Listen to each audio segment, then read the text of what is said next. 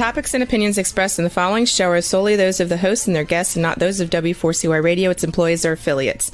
We make no recommendations or endorsements for radio show programs, services, or products mentioned on air or on our web. No liability, explicit or implied, shall be extended to W4CY Radio or its employees or affiliates. Any questions or comments should be directed to those show hosts. Thank you for choosing W4CY Radio.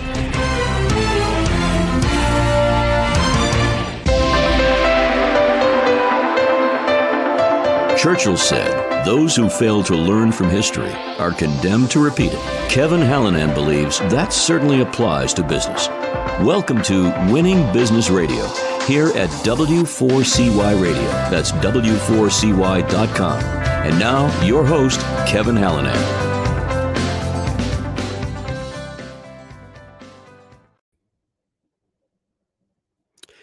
Thanks, everybody, for joining in today. I'm Kevin Hallinan, and welcome back to another episode of Winning Business TV and Radio.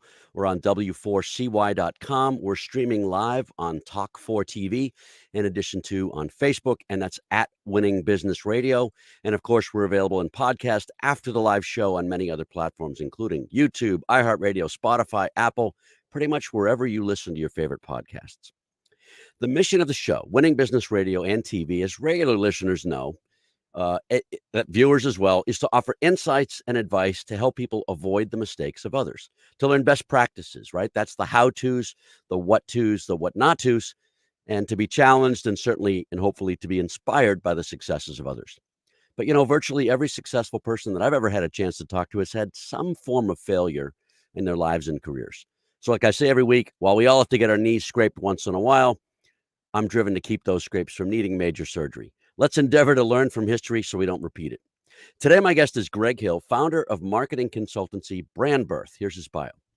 Greg Hill has earned a reputation as a transformational leader and entrepreneur with a unique ability to redefine and reinvigorate brands. His experience runs the gamut from senior level positions at multinational and advertising agencies to serving as a principal in several boutique agencies. In these roles, he's been fortunate to advise some of the world's leading brands, including Sony, Mattel, Microsoft, Virgin, Land Rover, Jaguar, and Oakley. He may be best known for opening lunch advertising, almost said launch advertising, where he managed the launch, there it is, a national rollout of Red Bull energy drink.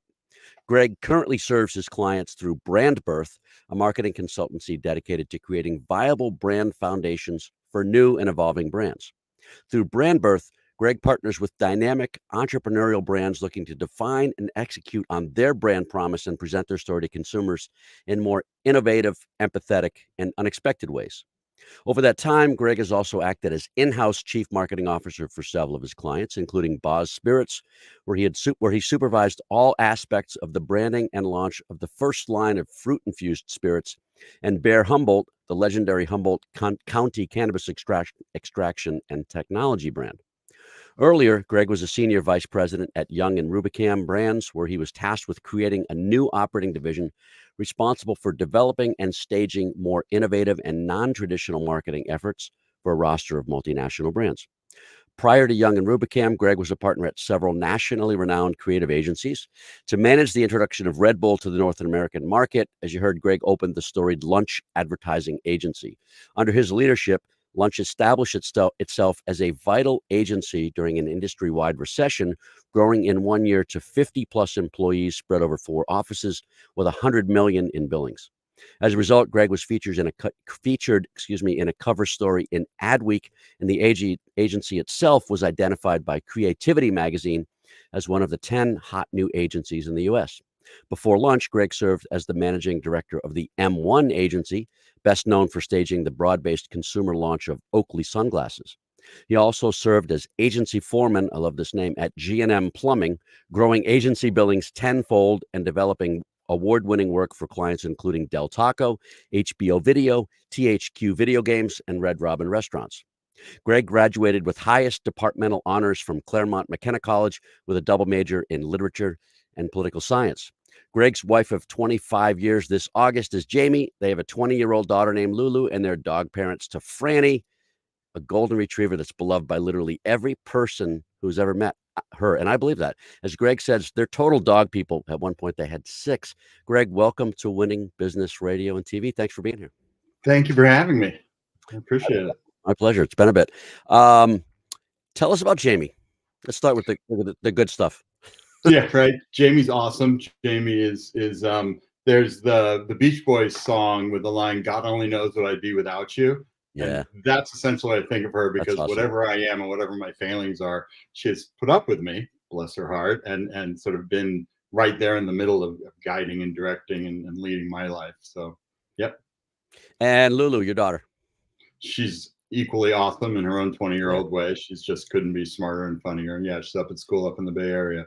And she has no idea what she wants to do. She loves working with kids. Kids love her. She's got something that they just think she's the coolest person in the world. And she loves art, and there may be something in that intersection for her. So, cool. But I'm in no hurry for her to figure it out. I keep trying to tell her, your 20s are the decade of not knowing, like the entire decade. So take advantage of that, and we'll go from there. Well, when I grow up, I hope to make something out of myself. Right. So I'll keep you tuned. And of course, the star of the family is probably Franny. Tell us about Franny. She sounds who's actually asleep right here, but she sleeps well. So I know they say don't have a dog in the room. Yeah, she's 10 now, which is crazy, but wow. She's the perfect golden retriever. She goes to what she understands to be the people park. Right, the dog. She just goes from person to person to person, and as I see, she's every dog owner's second favorite dog, because she knows exactly how to work the crowd, and they love her. So I know you asked a question. We'll get to this. I won't explain. We'll explain in probably after the first break. But I'm an aisle, and I'm a dog person. That's the part I wanted to get to, a dog person. But everyone will know what we mean by aisle or window in a little bit. But so let's get a little bit of background. Tell us where you grew up. So I was born in Santa Cruz, but I was relatively young when we moved to Orange County, and that's really where I grew up. And I always viewed Orange County as a good place to grow up and a better place to leave. I was never moving back. I went to school at a small school outside of LA, and then really had the bulk of my career in Los Angeles. Then once we had our daughter, my wife had also grown up in a different part of Orange County. She really wanted to move back. I really didn't. And here we are, and we're back. And so we raised our daughter down here, and now she's out of the house. The question is, okay, where next? Kind of how it works, right? Yeah. Yeah. I ended up in the city. I grew up in the suburbs of a town called Medfield, about 20-something miles southwest of Boston, but have been in Roslindale, a neighborhood in Boston, for a long time, many years, almost 40, because of my wife. I don't regret it. It's great, by the way. But so what made you choose Claremont McKenna? I always like to, and I don't know much about the school, I always like to just get a sense as to what people were thinking, and also what your early interests were. Right. So Claremont, when I went there were 850 students there. There are 5 schools of the Claremont colleges together, and collectively I think there are 4,000 students. So it's small, which I loved. I've always been super involved in school, and I wanted to go someplace where I could stay sort of at the heart of everything. But the thing that sealed it for me, I played water polo in high school, really competitive water polo, but I knew I didn't want to do D1 polo. It's your life. Yeah. And I loved it, but I was done with that level of commitment. But Claremont had the best sort of D3 program nationally. But the first time I went out there, I went out with a buddy, and the guy's walking us around campus. I remember his name was Mark Huff.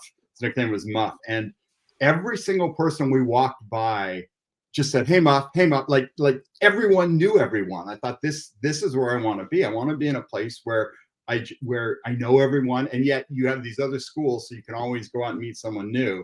But I just loved the intimacy. It was a good college, it was a rigorous college, and it's such a different time, because it was the only school I applied to. I applied early admission. By November of my senior year, I was done with the whole on the school thing, right? and it's such a different world now. I these poor kids. Yeah. So why English and poli-sci? Just straight up liberal arts, just thinking and ideas. I mean, that's really, and in retrospect, I would have traded out the poli-sci for history. There was a moment in time when I thought, oh, maybe I'll be in politics. So that was sort of naturally part of it. But it was really just a focus on ideas and communication. I always say to my daughter, if you can write and you can talk, you can do anything. And the people who understand what that thing is will work for you. And I believe that, like, the ability to communicate and express an idea is everything. It's funny. I had a troika. Doesn't mean we don't need to explain that word, by the way, but I had a troika earlier today. and small network group meeting of 3 people for lunch. Okay, I guess I did explain the word. But the question was, why don't better people get into politics? And the answer was, would you? So other people were spending a semester abroad or a year abroad. Yeah. I spent a semester in Washington, D.C., took classes at Georgetown and worked on Capitol Hill. Yep. And any thought I had about going into politics was dashed, while I was a junior in college, because I think still many people go in genuinely wanting to help, but the trade-offs are so immediately apparent, and the crushing of one's spirit, and it's depressing. And I think there are really good people. I think the real heroes are the sort of lifetime people who aren't elected, who are running, the day-to-day of government. Those are the people who are truly dedicated. So when did you know you wanted to get into advertising / marketing?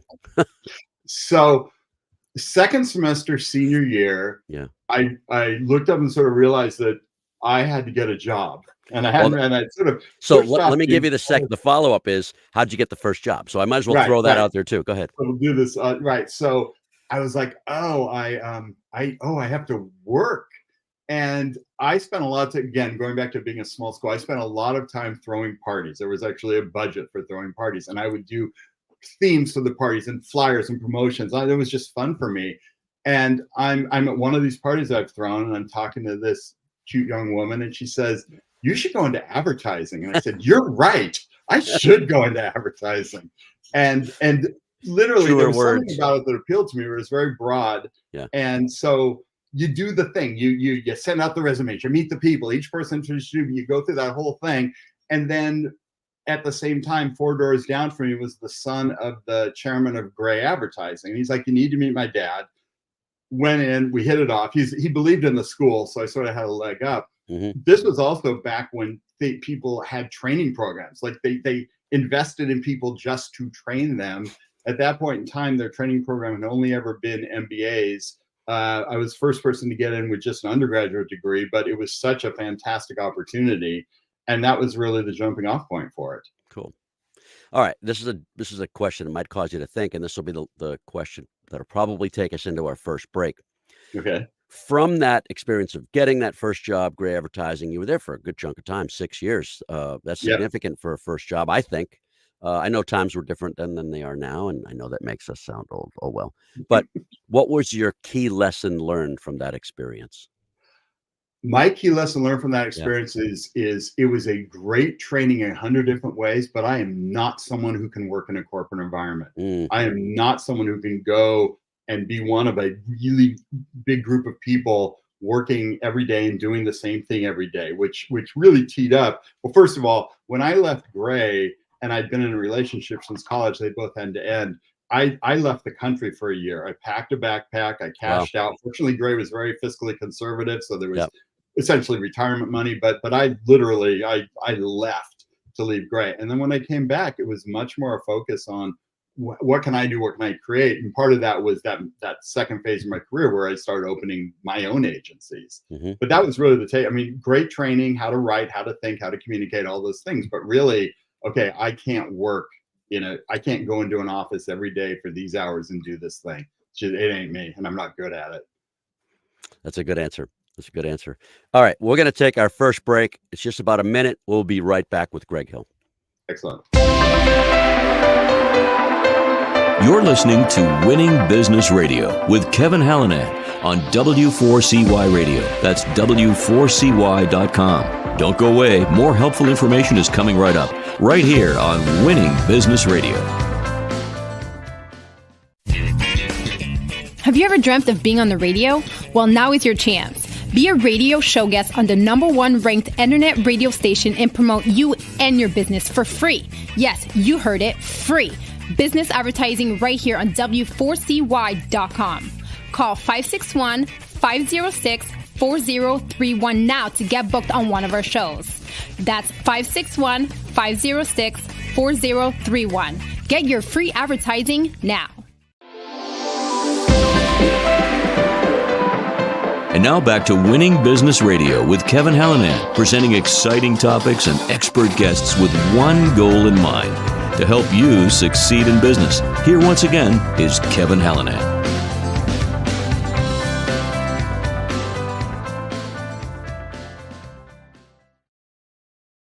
We're back with Greg Hill. He's the founder of marketing consultancy BrandBirth. We're going to talk more about that in a bit. And so I don't want to go through every work experience, but can you share some key lessons learned, either from a campaign or from a mentor or a boss or a particular role? I know you were at M1 after that was like second job or somewhere in there early, but can you reflect on some of that? And I know it's a while ago, but do your best. Well, I think there were two, I'd love to call them mentors, but that might be a little presumptuous. But the founder of Oakley, Jim Gennard, and the founder of Red Bull, Dietrich Mateschitz, both of them had this insight and this understanding of the difference between branding and marketing, of the idea of more empathetic connections, of the idea of how you identify the people you care about the most, and not how to sell to them, but how to help them. And between them, those two were so sort of formative in my understanding of what I do now, and this idea of how you remove yourself from the utilitarian sense of what will it cost to get someone to do the thing I want them to do, as opposed to who do I care about, how can I help them, and how do they, how do I invite them in to be a part of my club on their own terms. And so those two were really sort of the foundational, I think, influence for me. So I got to ask, did you come up with the wings idea? So the wings is actually the original. It's German, and it's a much more elegant statement in German. It flows a little bit. They spell it wrong, by the way. No, just kidding. What? I'm teasing. They spell it wrong. There's multiple eyes. I forget how many eyes there are, but yeah. But the way that job happened was Red Bull. What they did in every and they were already in a dozen countries by the time they came to U.S. And what they did in every country is they would just sort of hire a local agency to translate or transliterate the work that was created in Germany. It was just function here, do this. To their credit, they realized that the U.S. really couldn't be handled that way, that it needed to be something genuine and authentic and reflect, this culture. And so instead of hiring an agency, we actually built an agency from scratch around Red Bull as the first client, and then built it out from there. But that allowed us to sort of take the culture to be immediately integrated into, and I'm talking when we started, there was, 28 people at Red Bull in one test market. Like it was, and people just thought I was insane to leave my, cool Oakley agency to do for a risky account like Red Bull. Yeah, well, there's no such thing. Yeah, there's no such thing as an energy drink. You can't just make up a category. No one will ever spend $2 on 8 ounces of yellow sugar water. You're throwing your career away. But as I say, Dietrich Mateschitz had such a vision. He's far and away. He's just passed last year, which is sad. But not just the wealthiest person I've ever worked with directly from his work, but the one most deserving of every dollar. He understood exactly what he was doing there, and so the job was to take what they'd done and reframe it for the American market and make, because it is a brand all about personal connection. So, what was the biggest challenge of starting Lunch? And then part of that answer as well is, how'd you land Red Bull? Well, so the biggest challenge of starting Lunch was bringing other people in who could understand the vision when it was a complete unknown, right? Bringing a creative partner in, bringing in people to then ultimately, in addition, our core office was in Santa Monica, but opened offices in Chicago and Tribeca and Miami, and people to run those. And it was a very unique kind of person who could look through all the doubt and go, oh, this is something important. This is something that is, groundbreaking. And the way I was brought into it, the head of the guy who owned the office in, technically in Frankfurt, but Red Bull's an Austrian company, and he'd been longtime friends with Dietrich, with the owner of Red Bull. And Red Bull has been owned by a guy. It is a privately held company. Wow. It remains a privately held company. I didn't know that either. And he's the one that found me when they'd made the decision, we need to build an agency from scratch. And he was a writer, and he kept meeting creatives, and he realized really quickly, oh, I need someone who can actually run a business. Yeah. And then we'll worry about the creatives. And so someone connected him to me, and the rest was history. Well, I do want to ask about G&M Plumbing. Yeah, it's a great name, right? It's a great name. Foreman. And there were two founders were gentlemen whose initials were G&M, and I laughed because I came in as they were both creatives, and they brought me in as sort of the managing partner, the doing all of that piece of it. And I said, yeah, they could only hire someone whose first name started with a G or an M. So it was a very limited, window of applicants there. But just, the name reflects the culture, a really fun agency, a really interesting model because it was both the creative and the production house together. And so it worked. There was never sort of going outside of the room. And so a lot of TV production, a lot of great ideas. But yeah, just you get a sense of the culture from there. And then that was my role, is to come in and, they were very real. I'm not going to say make them real, but get them to that next level of growth and stability and normalcy. Hey, I will toss out a fun fact for you. The Boston-based audiences, the viewers and listeners know, but there's a longtime morning radio host in Boston named Greg Hill. There was a Kansas City chief. There was a motocross. It is a weirdly common name. For Greg being a name, I like Greg because everyone knows the name, but it's not that common. But Greg Hill, there are a bunch of Greg Hills out there. So yes.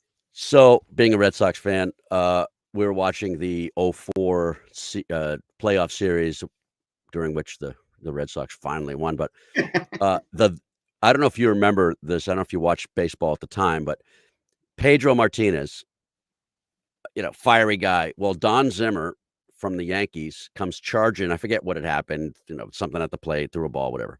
But Don Zimmer starts to charge Pedro, and Pedro kind of knocks him down like an Olay, like a bull. And the announcer says, where's Kevin Hallinan? And my mother called, and a couple other people called. That was the then head of security for Major League Baseball. Nice. So never met the guy, but same name. I'm getting a name check on the World Series. That's it. All right, so I'll mention a couple of companies. You tell us maybe which one strikes you as where you learned the most or had something impactful. Young and Rubicon, of course. Bach Spirits. I don't know how you pronounce. Is it Halbreis? Yeah. So let's talk. We can talk about Y&R because that was an interesting. That was sort of a foray. What happened was I just sold my stake in my last agency up in LA when we were moving back down to Orange County with a kid and all. And I didn't want to move down, and I thought I was being clever by saying, okay, listen, if I can find a job, because I wasn't going to start something from scratch right then, if I can find a job, we'll move. So it was sort of anti-interviewing, because I didn't want to move back down here. And what happened is I met you were betting against yourself and throwing the game. So that's what you're doing. Exactly. And it didn't work. I still lost. I met the chairman of Y&R, and at that point in time, it's this agency in Orange County whose roster is Sony, is Land Rover, is Jaguar, is Microsoft. It's like this astonishing blue chip roster for this, concrete tilt up in an anonymous business park. Funny. But this was going back to, sort of Web 2.0, and they were still completely reliant on TV. It was all TV. It was all create a spot. And I as part of my anti-interview, and he was a great guy, David Murphy, the CEO of Y&R at the time. I said, look, what are you doing here? Like everything is a TV spot, and you come up with a spot, you sell it, and then you do everything. You've got to go the other way. Stop relying on TV. Start thinking about how to make these genuine connections, even with brands that size. There's an opportunity for this to be something else. He's like, fine, you do it. It's like, no, someone else. No, I'm just saying. So I ended up opening a division called Groundswell, which is a name I really liked that I came up with. But the idea was, how do we shift dollars away from just this knee-jerk, sell a TV spot and then build stuff around it, to find these ways to engage even on these big global brands in more genuine ways, find ways to do long form, find ways to do events, find ways to do all these different things, and shift away from just we make TV and then we spin stuff out of it. And that was a great experience. That's a good one right there. Let's see. Bear Humboldt. That's an interesting one to me. Yeah. So as a rule, I try not to work in any industry on a repeat basis. I'm a huge believer in what I call the genius of stupidity. Like there are experts. I read that blog. Yeah. Experts get hired to tell you everything, and that is not my job. My job is the opposite. My job is to come in and ingest as much information as possible and sort of derive meaning out of it. The only industry that I work in pretty consistently is cannabis, and there's a couple of reasons for that. One is that for a brand guy, it's so fun. I mean, it's pure commodity, right? It's dirt, water, a seed, and your story, right? And so it's fantastic in that way. Also, at this point in time, people working in the industry are really cool people. They're in it for the right reasons. They want to see things happen responsibly but move forward, and so it works there. So Bear was a really fun assignment, and sort of sad in the sense that Humboldt has really gotten hurt weirdly by legalization. If anyone knows anything about the California cannabis market, it's struggling. And you have all of these farmers up there, second generation farmers with all the institutional knowledge. They do grow the highest quality cannabis that's grown really anywhere on the planet. And they needed help. And Bear was doing a really good job of trying to defend the local farmers, of working with them, of partnering them, and trying to just keep them alive and get them through the sort of the hard times. So it was a great opportunity there. It was great to be up because it's Mecca as cannabis goes, right? Mm-hmm. It's everything you want to understand about the culture, about the people who founded it. It's really interesting. The reason Humboldt is Humboldt isn't because people went there to grow weed. It was really all the back to the land in the late 60s, people leaving society and people not happy with what was happening everywhere else. And they all moved there because it was off the grid, and then sort of accidentally discovered that it is the perfect environment, the perfect sort of, it's the weather, it's the breeze, you don't need a greenhouse. Water. And sort of accidentally we're like, oh, this is what happens here. That's cool. All right. So through all these, I mean, you founded BrandBirth in 2006, and you've obviously had other projects, both in-house, outsourced, not projects, relationships and campaigns, et cetera. Right. What was behind this this question will take us to the next break, the founding of BrandBirth? Trying to not do anything anymore. So I, my career has but I've been getting smaller and smaller and smaller by design. I was at big agencies and I had my own agencies, and there were a couple of things about BrandBirth. And the first was, once I'd sold my last agency and was done with that, I had this really long list of what I didn't want to do anymore, right? Employees, leases, all that stuff. Yeah. And this really short list, which was creators, owners, entrepreneurs. These people need help. They need protection. They know what they know. They know why they started their business, but they have no idea how to really tell their story. And that was sort of the jumping off point for what I have now. And over time, it really is just focusing on this one single element, which is the thing before everything else. Why do you exist? And why does anyone care on their own terms? All right. I like that. Good answer. We're at the bottom, almost the bottom of the hour. We're going to take a break right here, about another minute. We'll be right back with Greg Hill. Excellent. You're listening to Winning Business Radio with Kevin Hallinan on W4CY Radio. That's W4CY.com. Don't go away. More helpful information is coming right up, right here on Winning Business Radio. The YP.com website is your local search engine. If you're looking for a good restaurant, it can help you find the right one nearby with ratings and reviews. Or if your car breaks down, you can use the YP app to find the closest repair shop. Or maybe you're just looking for something to do on a Friday night. Well, it has great local coupons for all sorts of things in your area. No matter what, when, or where, if you're looking for something, YP Local Search can help you find it. So go to YP.com or download the app to search local, find local, and save local. And now back to Winning Business Radio with Kevin Hallinan, presenting exciting topics and expert guests with one goal in mind, to help you succeed in business. Here once again is Kevin Hallinan.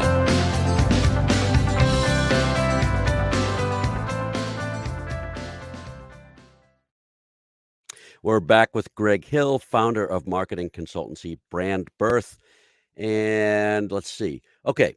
So now I want to dig into the work that you're doing now, today, for whom, et cetera. So first of all, you raised a question on your website. I thought it was a great question. What is brand? Yeah. And that's the question. And I think one of the challenges when I'm working with a client, one of the things we always talk about is, who is your enemy? And your enemy is not the competition. Your enemy is some perception, some idea, some whatever. BrandBirth's enemy is the many and varied uses of the word brand, right? It's used to cover a multitude of sins out in the world. And that's really where I get on my little soapbox is the idea of design isn't brand, colors and brand, logos and brand. When I'm working on a brand, I always warn a client, I always say brand is agnostic. There is no design at all attached when we're working on a brand strategy. It is Arial on white, as I tell them. If I can't get you all sort of goosebumpy just with words on a page, then yeah, I think David Byrne had a quote I loved. He said, Talking Heads, David Byrne, he said, words are a trick to get you to listen to music for longer than you otherwise would. And design is a trick to get you to feel something that you otherwise wouldn't feel. And so I always want to sort of move that aside. So brand, the simplest answer is brand is a promise, but brand is a culture. Brand is the idea of understanding why you're here, why you exist, and why people want to be a part of you. And that may be working for you, that may be inviting them in on their own terms. But I think the idea is you can't chase people. You plant your flag. You're able to say in the clear, simplest terms, this is what I believe in. This is what we do. This is why we're here. And if you're with us, join us. And in doing that, that's when you have the opportunity for people to take up your flag and become your sort of evangelist. Because the other thing about brand is that any great brand is polarizing, right? You have to have enemies to have friends. I always say everyone's fine with vanilla, but no one will walk across the street for it. But there's a flavor of ice cream that you love and I hate, and you'll walk 10 blocks together. Yeah. I'll walk 10 blocks next to you to tell you how awful it is. That's exactly right. Only sort of bolsters your passion for it. And that's what you're looking for. You're looking for something that isn't broad and applicable to everyone. You're looking for something that what Jim Gennard, the founder of Oakley, always called the first 5 rows. There's people right here in front of you. Those are the only ones you care about, and everyone else will figure it out from there. Yeah, I noticed you use 2 words: connection and emotion. Yeah. And I think the two go hand in hand, and brand should be. I'm very proud of the fact that every single client I've worked with, and these are owners, right? These are their babies. That's what they all have in common. It's all different industries, it's all different sizes, but they own this not just financially but emotionally. And I want to get them at least welling up at one point during the process with all of them, because they're finally seeing their belief system, what they've always wanted to say, but it hasn't connected in a way that now everyone's going to feel what they feel about it. And that's the key. That's really good. All right. For the audiences, we have viewers, we have listeners. Can you differentiate branding from marketing? Yes, I can. And I think it's a really important differentiation. I think that brand is the process of understanding who you care about, what they need, and how you can help. Marketing collectively is a process of getting someone to do what you want them to do at the lowest possible cost. Mm-hmm. Now that's marketing, right? That's a key thing, and everyone needs to do it. But if you do the marketing without having done the branding first, it's so self-interested and so forced and so sort of jaded or contrived in a way, right? You really turn people off because they see that all you're doing is like, hey, can I, for $1.90, will you buy my thing? Yeah. Right. And I've got a spam folder, junk folder full of those right now. So yeah. And so and the idea is it's not an either or, right? Marketing's marketing. Marketing is absolutely the journey, but brand is the map. You know what I mean? And you can go on the journey without a map, and you may eventually get there and it'll be long and painful, or you can spend the time to know where you are, where you're going, and get there really efficiently. So I've interviewed a lot of authors, and I ask about inspiration. Where do your ideas come from? And I know that's probably not an easy question to answer. Where does that inspiration and idea come from? Because my brain doesn't work that way, and that's why I'm asking. Yeah, well, it's a hard thing. So a huge part of my process is I really, really believe in qualitative research. I've had clients where I do 60 or 70 hours of one-on-one interviews, and that's the C-suite, first, or the leadership team, or they want to call it, and that's the second circle of employees. And I like to start with the C-suite because they're going to tell you what you already sort of know, but they talk first, and so you get that out of the way. But it gives you a frame, because when you talk to the employees, and like I want to talk to employees, like, well, here are my 10 best employees. I'm like, thanks, that's not the list I want. I want the one who quit and has come back. I want the one who hears I have a very specific list, and they start to understand. But when you talk to the employees, they're like, oh yeah, they said this, right? So let me tell you. And part of the deal is that everything is absolutely confidential. I will use specific verbatims when I'm trying to express a point, but I won't ever attribute them. And then the third circle is clients. And it's the same way. They're like, well, here's my best clients. Like, thanks. We're the ones who fired you and you don't know why. We're the ones who've never hired you, even though you've pitched them 3 times. And they're always a little reticent, but those people are never malicious. Mm-hmm. They're happy to help. One of the things I found that's really interesting is when you talk to people who have fired a client, invariably they don't really tell the client why, because they don't want to have the argument at that point. They're afraid to be closed, all that. Yeah. Right. And so, but they get some benign answer, oh, it's out of our control. But usually it's accompanied by "at this time." Yeah, right. But they'll tell me honestly, simply, friendly, and so that works out in that way. So once I have all the one-on-one interviews, and I sort of have gotten good at this thing where I can have the conversation separately, be kind of typing the transcript, as it were. The absolutely unscientific part of the job is then I have this stack of transcripts. I walk on the beach. I have a recorder. I talk to myself, and I just start unraveling. I just start making connections. I look at 5 people who have said the same thing in 5 different ways. There's a rabbit hole there to go down. Cool. And it's as unscientific as it is. The best analogy I've always had is it's that string, that tangle of Christmas lights, and you just keep tugging at it. And at one point, it's like, oh, there you are.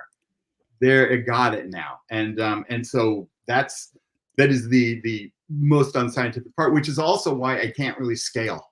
I can't have. I've got to, when we go to the second half, which is the agency part of the business, right, all the resources. But for the brand part, it is me and one person who sort of runs my life, because I know what I'm good at and I know what I'm bad at. And I'm bad at running my life. That's really good. But it really is just that's the part I think that's hard to explain or hard to quantify.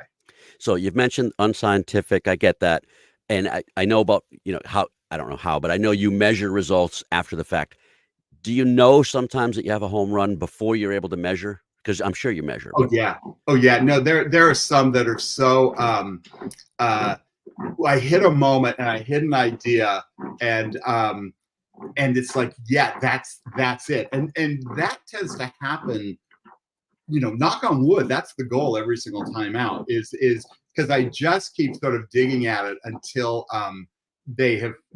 until it's there, until I've sort of found that thing. And with the clients, with their reaction, right? They're like, oh, and that's the real fun of it. I bet is an owner showing an owner a way to talk about a thing that they created in ways they've never understood, and they've been frustrated.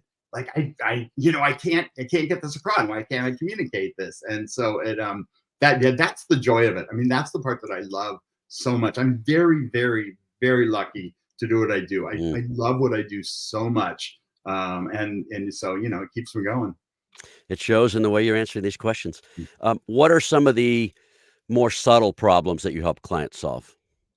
There's always culture. There's always disconnects with their team, with their management style. And one of the things we warn them is sort of after doing all the one-on-ones and doing my own sort of brainstorming and putting this together, the first really big meeting, what I sort of benignly call a brand workshop, is at least a half day. And it's not about brand. It's about, let me tell you the story of what's going on in your own company. Let me show you why and connect the dots and sort of have this linear narrative from beginning to end.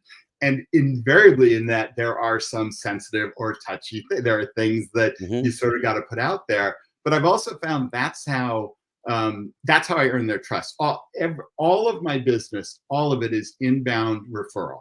I realized over time, I can't do any cold outbound. I can't convince someone they need a new brand, no matter how empirically wrong their brand may be at the point in time, if they don't already have some doubt about it. So I have some level of trust, but it's borrowed. It is because someone said to them, you need to talk to this guy. Yeah. Moving forward from the brand workshop of that, now I've earned the trust. Now they're open to everything we're going to do after that. And that's really when we start creating all the moving pieces of the brand. All right. So this is the obligatory question, and you have a unique way of answering this. And I tend to agree with your answer, by the way. How would you describe your ideal client? So one of the things is that all of the traditional, it's this size, it's this industry, none of that matters. My ideal client is an owner, someone who has that passion and is building that business, who realizes that for whatever reasons, their vision isn't being communicated inside and outside the company, and they're open to the fact that we're going to radically reinvent their understanding of themselves in a way that, even though it appears like a radical reinvention out here, they still see the essence of who they are and what they do in it, right? So I'm not freaking them out. I'm not like, yeah, we'll change your business model, but they have to be open. They have to be willing to embrace change in a foundational way, and they need to be able to realize that brand isn't a sales and marketing tool. It is a veneer over everything, inside and outside, right? It is the absolute sort of surface of every interaction, every engagement, team to team, internal to external, every single way. And are your clients like ours, and like most these days, geography doesn't matter a whole lot. Domestic versus international, big versus small, really doesn't matter. No. Yeah. It is really important. I mean, obviously, since the world ended and came back to life, and we've sort of been out there, there's been more and more people being more comfortable virtually. I'm always going to be face to face, at least for a period of time at the beginning. I'll spend a week sitting in offices. It's an excuse to do all the one-on-ones and things, but it's really just about absorbing a culture. It's just about sitting in a cube in the middle of everything and hearing how they talk, seeing what the vibe and the energy level is, and all those pieces of it. Because otherwise it's sort of an academic exercise, right? And so it has to go beyond that. Well, I noticed one example you wrote about where there was, to call it a 13-week engagement. Your comment was you're going to spend 6 weeks-ish understanding, right? Learning, developing that information, all that information, the culture, et cetera. Yeah. Yeah, if you sort of distill it down, there's two halves to the work. There's, in the simplest terms, there's ingestion and then expression. There's all the learning, all the bringing it in, and just getting my head around it, and then sort of distilling it down into this pure, perfect, crystalline essence, and then building it back up over the expression, and then creating the language that reflects that. And so the second half is really fun too, because that's when it starts to take shape. It's all very amorphous in the beginning, like what am I doing, what am I talking about? It's all big and broad. And then when you start feeling purpose, which is always the first thing, why do you exist over and above what you do, which is first to say, how are you not a commodity, but more than that, what's your legacy? What are you doing? What are you leaving, right? And if you start with that, it's so 30,000 feet that you invite them in to dream and imagine in that larger way. Now, are most engagements of finite length, or are there ongoing? Yeah. So the brand project is a finite length, and that's what it is a project. It's a fixed fee project. I can tell them every single week what's going to happen over the period of it.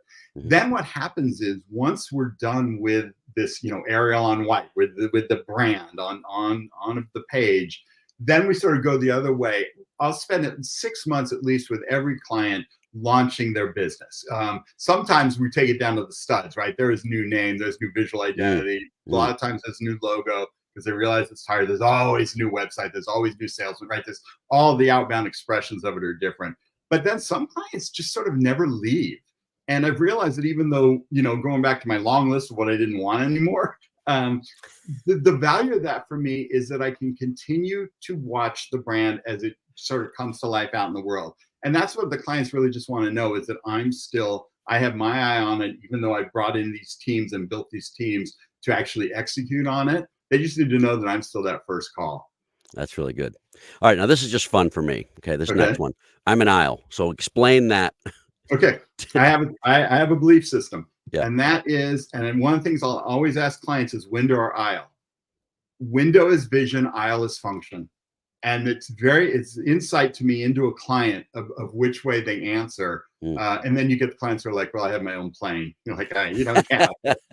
Imagine going back to when you weren't this. So, and that helps me understand early on, because again, those are questions, especially with founders, with owners, that there's a set of questions like that I like to talk about.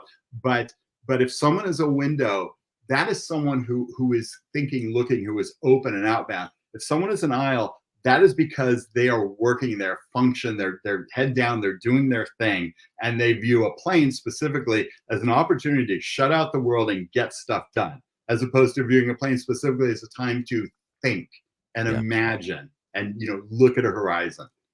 That's good. I loved it. I had fun with that myself.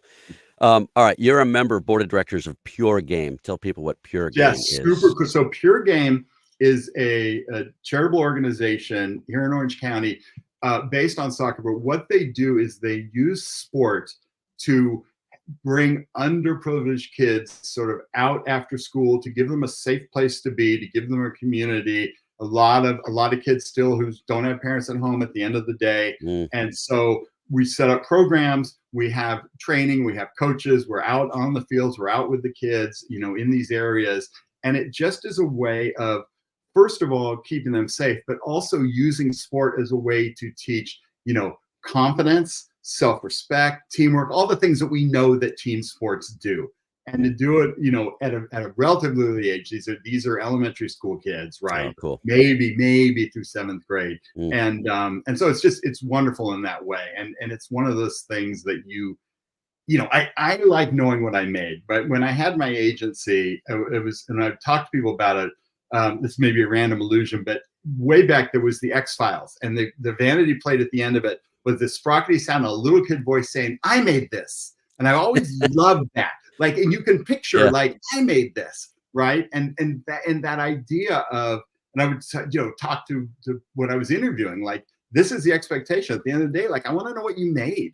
Like, what did you actually do today? That's cool. Because people can spend a whole lifetime in advertising and not do anything but move paper across the desk. And so I think it's important that you're looking for creators at every level. And so going back to the kids, that's a huge piece of it is, what are you doing? What are you making? How are you building? How are you building a team? So it's fun. That is cool. All right. Big question. You may have already answered it without me knowing, but in your professional life, what are you most proud of? Boy, that's a good that's question. a hard one. What, I'm sorry. What? I just said, that's a hard question. Yeah. Probably to narrow down, right? There's always going to be a thing about Red Bull. There's always going to be a thing about, like, even now when I look and it shows up in the culture, and it's far beyond me at this point in time, but I'm incredibly proud of having been there and having built that agency, to work with them day one, because I think there was foundationally we got them off on the right track. But beyond that, it's the thing I'm working on now is as much of a easy out answer that may be. It's really is just in the moment, the thing that's happening right now. Cool. I'm doing a project right now with a set of what they call federally qualified health centers, serving deeply underserved East Los Angeles. And we had about 3.5 months they lost their funding partner, they lost their name. And over the course of the last 4 months of last year, a rebrand, a new name, and a complete relaunch. And watching the teams in the centers, the pride that they have over their new name and their engagement. And that's a big thing. Like, it's always more about employees than clients or customers for me. Absolutely. Like, those are the people that and I do think of what I do in the perfect world as being an inflection point in the lives of these companies. And so I'm just generally very proud of that work. That's awesome. All right. We are about to wrap up. What is the best way for people to reach out? We've put your BrandBirth URL in the crawl. We put your email address in the crawl. If somebody wants to reach out, is that the best way? Yeah. The email is always going to be 24/7. I'm going to see that before anything else. If you're curious, you can go on the website, which is brand-birth.com, and you can see what that is. But yeah, and I always tell people, like, this sounds more self-serving than it is, but reach out. I love having these conversations. I'll spend an hour talking to anyone about their business, not pitching them, but it's just, if I can give them some things to think about, it's a little direction forward. That for me is time really well spent. It's a lot. It's nice not to be a lawyer and have to account for every hour, right? I can just spend an hour and hang out and talk to someone about their business, and I love it. Love it. Hey, thank you, Greg, for being here. I know you're really busy. I appreciate you taking the time out. Oh, absolutely, my pleasure. Thank you so much, Kevin, and thanks. Anyone who's still listening, I appreciate it. Thank you, and thank you all. To your point, for everyone for watching and listening. This is a show about business and business challenges. If you've got concerns about the growth of your company, feel free to reach out to me on Facebook or LinkedIn at Winning Business Radio, or you can drop me a note. One of my many email addresses I always say is kevin@winningbusinessradio.com. Our company is Winning Incorporated, part of Sandler Training. We develop sales teams into high achievers and sales leaders into true coaches and mentors. We're not right for everybody, but hey, maybe we should have a conversation. Thank you to our producer and engineer, Juan, for another job well done. Thank you, Juan. Be sure to join us next week, Monday, May 20th, when my guest will be Harrison Ryder of Sales Acceleration. Until then, this is Kevin Hallinan. You've been listening to Winning Business Radio with your host, Kevin Hallinan. If you missed any part of this episode, the podcast is available on Talk4 Podcasting and iHeartRadio. For more information and questions, go to winningbusinessradio.com or check us out on social media. Tune in again next week and every Monday at 4 p.m. Eastern Time to listen live to Winning Business Radio on W4CY Radio, W4CY.com. Until then, let's succeed where others have failed and win in business with Kevin Hallinan and Winning Business Radio.